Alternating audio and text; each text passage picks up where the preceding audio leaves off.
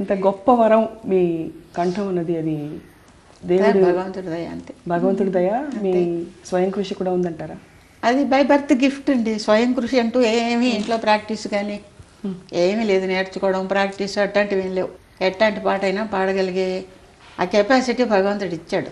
ఎన్ని మాటల్లో ఎంత వర్ణించినా కూడా మీ పాటని తక్కువే. అన్ని భాషల్లో రాణించారు, మీకు తిరుగులేదని నిరూపించుకున్నారు. మీకు వెనక్కి తిరిగి ఎంత చేసినా ఇంకా మనకి ఇంకా చాలదనే అనిపిస్తుంది. కానీ నాకు మాత్రం ఇండస్ట్రీలో చాలా తృప్తి. 17,000 పాటలు సినిమావి మాత్రం అబ్బా పాడాను. 17 లాంగ్వేజెస్ కూడా పాడా. చాలా మంచి పాటలు, మలయాళం, తెలుగు, కన్నడం, తమిళ్ అన్నీ కూడా బ్యూటిఫుల్ సాంగ్స్ పాడు. ఒరియాలో కూడా చాలా మంచి పాటలు పాడాను. స్వతహాగా మిమ్మల్ని చూస్తుంటే అలా భక్తి ఉట్టిపడుతూ ఉంటుంది. చూసేవారికి కూడా ఒక సరస్వతి స్వరూపాన్ని చూసినట్టు అనిపిస్తుంది. కానీ మీరు పాడేటప్పుడు మాత్రం అన్ని బాణీల పాటలు అంత అవలీలగా పాడారు. ఎలా సాధ్యమైందంటారు మీకు? గొంతులో ఆటోమేటిక్గా సంగతులు అట్ట పలుకుతాయి అనమాట. అంతే, మనం పలికించి కష్టపడి ఏమీ లేదు, ఆటోమేటిక్గా వస్తుంది. చిన్నప్పుడు 1 సంవత్సరం మీరు క్లాసికల్ నేర్చుకున్నారు? చిన్నప్పుడు అంటే నాకు 10 ఏళ్ళు ఉన్నప్పుడు, నాకు 3వ ఏటనే నేను ఇప్పుడు పాడినప్పుడు పాడేదాన్ని. నాకు 3-4 ఏళ్ళు ఉన్నప్పుడే ఎవరన్నా ఒక పాట పాడితే దానికి స్వరం రాసేదాన్ని. అబ్బా, నాకేం తెలుసు స్వరం అయినా సరే, అది స్వరజ్ఞానం పుట్టుకతో వచ్చింది. తర్వాత నాకు 10 ఏళ్ళు వచ్చినాక పైడి స్వామి గారు అని చెప్పి నాదస్వర విద్వాన్, ఆయన దగ్గరికి మా అక్కలతో పాటు మా అమ్మ నన్ను కూడా వెళ్ళమని కొట్టి తిట్టి, నాకు ఇష్టం ఉండేది కాదు అప్పుడు క్లాసికల్ నేర్చుకోవడం, బలవంతంగా పంపించేదనమాట. సరే వెళితే ఆయన నన్ను పాడమని విని, నీకు సరిగమలు అని నేర్పడం అనవసరం, భగవంతుడు నీకు అన్నీ పెట్టాడు, ప్రాక్టీస్కే సరిగమలు నేర్చుకోవడం అని నగుమోము కీర్తన స్టార్ట్ చేశారు. దాంతో 1 ఏడాది కూడా నేర్చుకోలే. ఇంట్లో సాధన చేసేదాన్ని కాదు. ఒక 10 నెలలు నేర్చుకున్నానేమో. ఆయన పోయినారు పాపం. ఆయన తర్వాత ఇంకా మళ్ళీ ఏమీ లేదు. అది చూడండి, ఆయన నాదస్వర విద్వాన్ అవడంలో ఈ మురిపించేమో వాళ్ళ పాట ఉంది కదా, నాదస్వరం, ఆ పాట అంత హిట్. తమిళ్లో, తెలుగులో కూడా విపరీతమైన హిట్. అంటే గురు ఆశీర్వాదం. నాదస్వర విద్వాన్ కదా గురు. ఎంతసేపటికి లతా మంగేష్కర్ పాటలు అవి రికార్డులు విని, లతా గారి పాట వింటే మీకు బాగా అనిపించేదా చిన్నప్పుడు? చిన్నప్పుడు పాటలు విన్నా చాలా ఇంట్రెస్ట్ నాకు. సినిమా పాటలు, పీలీల గారి పాటలు, జిక్కి గారు అవన్నీ పాడేదాన్ని చిన్నప్పుడు. నేను ప్రోగ్రామ్స్ చేసేదాన్ని. కేఎల్ నరసింహారావు, ఘంటసాల గారి పాటలతో అవి డ్యూయట్లు పాడేవాళ్ళు. ఎంత బాగుండేదంటే ప్రోగ్రామ్ రికార్డు అనుకునేవాళ్ళు. అంత ఒరిజినల్కి ఉండేది. చిన్నప్పటి నుంచి అట్లా రికార్డులు వినడం పాడడమే. కానీ ఇంకా నాకు 3-4 ఏళ్ళు ఉన్నప్పుడు ఆ బాలనాగమ్మ సినిమాలన్నీ వచ్చినాయి. మేము సిరిసిళ్ళలో ఉండేవాళ్ళం, కరీంనగర్ జిల్లా సిరిసిళ్ళ. అక్కడి నుంచి 2 ఏళ్ల బండిలో వేములవాడికి వెళ్ళి బాలనాగమ్మ సినిమా చూసి వచ్చాం. ఆ సినిమా చూసి ఆ పాటలన్నీ పాడేదాన్ని. అందులో 7 పాట ఉండేది. అది ఎట్ట ఏడ్చి పడిందో నేను అట్టగా ఏడ్చి పడేదాన్ని. పక్కింటి వాళ్ళందరూ నేను ఆడుకుంటుంటే ఎత్తుకుపోయి వాళ్ళ ఇంటికి వాళ్ళు పాట పాడమని వినేవాళ్ళు. ఆ ఏడుపు నేను ఎట్ట ఏడుస్తానని వాళ్ళకి ఇంట్రెస్ట్ అనమాట. నగుమోము కాకుండా ఇంకా కీర్తనలు మీరు నేర్చుకున్నారు కదా? ఏవో నేర్చుకున్నాను. కద్దను వారికి ఏవో కొన్ని చెప్పారు, ఏం గుర్తులేవు. నేను పాడుకుంటేదాన్ని కాదు ఇంట్లో. కానీ నేను ఇండస్ట్రీకి వచ్చినాక ఈ మధ్య కొన్ని సంవత్సరాల ముందర 3 క్లాసికల్ క్యాసెట్స్ నేను పాడాను. ప్రధానంగా ఏమైనా తేడా గమనిస్తారమ్మా పాడుతున్నప్పుడు? మీరు క్లాసికల్ పాడడానికి, మామూలు పాట పాడడానికి చాలా డిఫరెన్స్ ఉంది కదా. క్లాసికల్గానే పాడాలి, లైట్గానే పాడాలి. అంటే క్లాసికల్ అంటే గొంతు మనకి అదే గొంతు, గొంతులో ఏం తేడా ఉండదు. భగవంతుడు ఇచ్చింది ఒకటే గొంతు మనకి. పాడే పద్ధతిలో ఒక్కొక్క పాటకు తగ్గట్టు ఆ మాడ్యులేషన్స్, ఎక్స్ప్రెషన్స్ వస్తుంది. డైమండ్ రాణి గులాబీ బుగ్గనీదే, ఈ పాట పాడినప్పుడు అట్టగే పాడాలి. మనసా తుళ్ళి పడకే అతిగా ఆశ పడకే, అది పాడినప్పుడు అదిగానే పాడాలి. బాల కనకమయ చేల సుజన పరిపాల, ఇది పాడినప్పుడు క్లాసికల్గానే పాడాలి. కానీ గొంతు ఒకటే కదా. ఎన్ని పాటలు అసలు ఆవిష్కృతం అయ్యాయి మీ గొంతు ద్వారా, అవి స్టాండర్డ్గా నిలిచిపోయాయి ఇప్పుడు.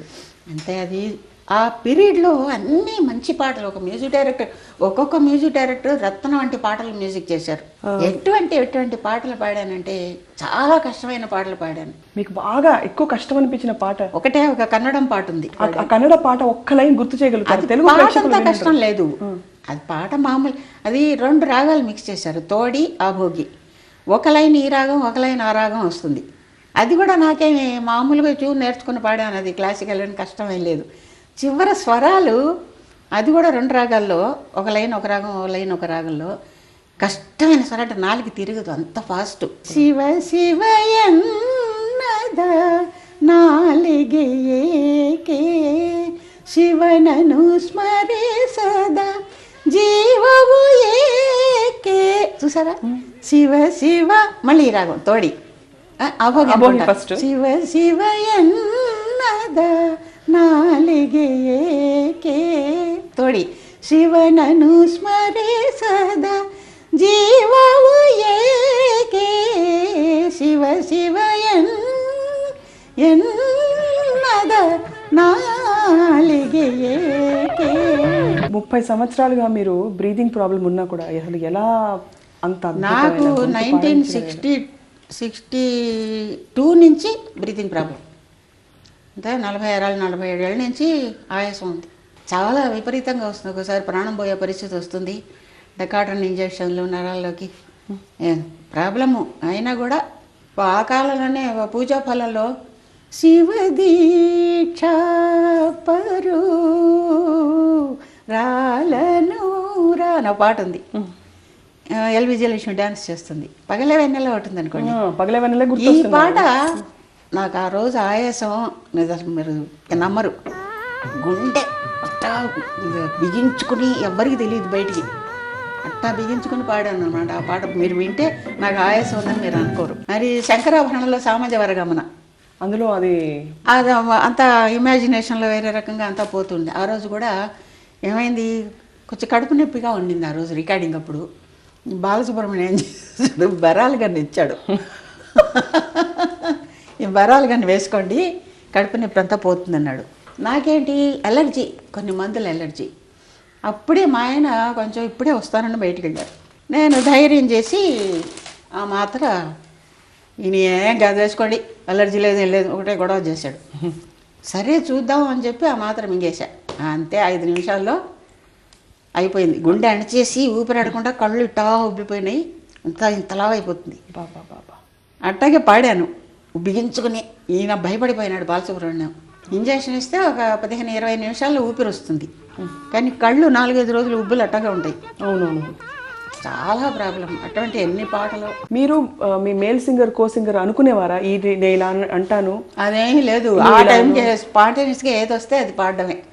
రికార్డింగ్ అప్పుడు పాడుతూ ఉంటాం, మనకు తెలియకుండా టపక్కన ఏదో ఒక సంగతి వస్తుంది, పాడుకోవడం తప్ప. ట్యూన్ ఇప్పుడు మ్యూజిక్ డైరెక్టర్ మీరు అనుకోండి, ట్యూన్ ఇస్తారు నాకు, అవుట్లైన్ ట్యూన్ ఇస్తారు, దాన్ని అందంగా సింగర్ పాడి పెట్టాలి. ఆ పాడేటప్పుడు మనకు తెలియకుండా ఏమన్నా సంగతి వస్తుంది, దాన్ని పాడడం అందంగా. ఇప్పుడు ఎవరో ఈ మాడ్యులేషన్స్ చూసారా, ఎవరో అని చెబుతాడు మ్యూజిక్ డైరెక్టర్. ఈ మాడ్యులేషన్ ఎవరు చెప్తారు? చెప్పరు. దాని ఎక్స్ప్రెషన్ రావాలంటే మనం అట్ట పాడాలి. ఎవరో కలలోకి వచ్చినారే సఖీ. ఈ ఎక్స్ప్రెషన్, ఈ మాడ్యులేషన్ ఇస్తేనే దాంట్లో ఎక్స్ప్రెషన్ వస్తుంది. మామూలుగా పాడితే ఎక్స్ప్రెషన్ రాదు. అది సింగర్లో ఉండే పని. ఇట్లాంటివి కొన్ని మేము సొంతంగా పాడుకుంటాం. అది రికార్డింగ్లో పాడేటప్పుడు ఆటోమేటిక్గా వస్తుంది. ఇప్పుడు వచ్చినట్టే. అంటే ఈ పాట నేను పాడింది కాదు, ఎవరు చెప్పింది కాదు, ఇప్పుడు సడన్గా వచ్చింది. ఈ రకంగా సంగతులు రికార్డింగ్లో పాడేటప్పుడు నాకు వస్తే, ఇప్పుడు కూడా బాలసుబ్రహ్మణ్యం పాడుతున్నాడు అనుకోండి, ఆయనకి ఇన్స్పిరేషన్ వస్తుంది. ఆయన పాడే లైన్లో ఇంకేదో సంగతి అంటాడు. మీరు వచ్చిన కొత్తలో అమ్మ ఎలా ఉండేది ఇండస్ట్రీలో పరిస్థితి? మీ చాలా మంది ఉన్నారు సహగాయనీమణులతో, చాలా మంది సింగర్స్. అప్పుడు నేలేలో పాడినప్పుడు తమిళ్ మొదట పాడింది నేను, కొంచెం చలంగా అని చెప్పి, సింగారవేలనే దేవా. అది అసలు నన్ను అనుకోలేవాళ్ళు. పీలీల గారు చెప్పడం బట్టి నా దగ్గరకు వచ్చారు. ఇన్స్ట్రుమెంట్స్ వచ్చి violin, voice portion, tabla violin, తర్వాత డోలు, నాదస్వరం, మొత్తం మొదటి నుంచి చివరి దాకా పాట అంతా ట్రాక్ తీశారనమాట. అది ఎవరి చేత పాడించాలి, నేను విన్నది బాంబేకి కూడా తీసుకెళ్లారని లతా మంగేష్కర్ మైండ్లో పెట్టుకుని. మరి ఆవిడ పాడినందో నాకు తెలియదు, కానీ తీసుకెళ్ళే ప్రొడక్షన్ మేనేజర్ నా దగ్గర చెప్పాడు. ఉన్నాయండి గమకాలు అందులో మాత్రం చాలా నాదస్వరానికి చాలా దగ్గరగా. అది వాళ్ళు ఏం చేశారంటే, మొత్తం స్వరం వస్తుంది, దాన్ని స్వరం పెట్టారు మొదట. నేను చెప్పాను అనమాట, ఏమండి ఇది రాగంగా అంటే బాగుంటుంది, నిజంగా వదిలి సార్ గవదని అంటే అందంగా ఉండదు, దాని బదులు అది రాగంగా అంటే బాగుంటుందేమో, మీరేమనుకోకపోతే అని చెప్పా. వెరీ గుడ్, చాలా బాగుంది, అట్టాగే పాడమన్నాడు ఆయన. అందుకని అది రాగంగా పాడాను అనమాట. వాళ్ళు నువ్వేంటి చెప్పేది అనుకోకుండా వాళ్ళు దాన్ని బాగుంటుందని చెప్పి ఓకే చేశారు. అట్ట పాడాను. మొత్తం ఒక్కొక్కళ్ళు డైరెక్టరు, ప్రొడ్యూసర్ ఏంటి అందరూ, లిరిక్ రైటరు కూమా బాలసుబ్రహ్మణ్యం అని చెప్పి ఆయన, సుబ్బయ్య నాయుడు అందరూ పోయినారు. సావిత్రి పోయింది. ఆఖరికి ఈ మధ్య జమినీ గణేశన్ కూడా పోయినాడు. నేను ఒక్కదాన్ని ఉన్నా ఆ పాటకు సంబంధించి. మీరున్నారు, మీరందరూ కలిసి చేసిన ఆ పాట మాత్రం ఆ పాట ఎప్పటికీ శాశ్వతం. అది గ్రేట్ కదా, ఆ పాట ఎప్పటికీ బాగుంటుంది. తర్వాత డబ్బింగ్ చేశారు తెలుగులో.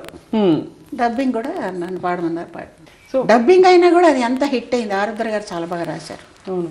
సావిత్రి గారు 2-3 పిక్చర్స్లో పాడలే. జానకి నాకొద్దు, నాకు సుశీలే పాడాలి. అంతకుముందు అసలు లీల గారు పాడేవారు సావిత్రి గారి కోసం. సావిత్రి గారికి లీల చక్కగా ఉండేది. మాయాబజార్ ఇవన్నీ ఆవిడే కదా పాడింది. మిస్ అమ్మ ఇవన్నీ ఎన్ని పాటలు పాడారు ఆవిడ. పెళ్లి చేసి చూడు అన్నీ పీలల గారే కదా. తర్వాత నాకు సుశీల కావాలనేది. అంటే ఆవిడ ఇష్టపడింది, వాయిస్ కావాలని అడిగింది, ఆవిడే పాడేది. ఒక పిక్చర్లో పడితాండా పత్తిని అని ఒక పిక్చర్ టిఆర్ పాప మ్యూజిక్ చేశారు. చాలా మెలోడియస్ సాంగ్. నేను పాడాను. ఎంత బాగా వచ్చిందో పాట.